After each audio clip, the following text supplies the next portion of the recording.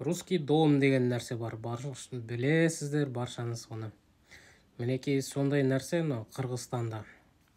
Русский дом дейтін сол жерде жұмыс жасайтын, қызмет атқаратын бір әйел адамды Қырғызстан үкіметі арнайы тексеріске алып қамап жатыр екен. Неге десеңіздер, ол кісі қырғызстандықтарды үгіт насихат жүргізіп соғысқа шақырған, сонымен айналысқан. Қырғыздардың жерінде. Көрдіңіздер ме? Сіздер ойлайсыздар ма, Қазақстанда ешкім соғысқа шақырып жатқан жоқ деп? Шақырмақ түгілі қатыстырып жатыр қазақтарды соғысқа. Жас балалар қатысып жатыр. 17-19 жастағыларды да жіберіп жатыр. Кейбір студенттер де соғысқа қатысып жатыр. Тіпті міне 9 бітірді дейтін мектеп жасындағы балаларды да қазір Ресейде соғысқа айдап отыр.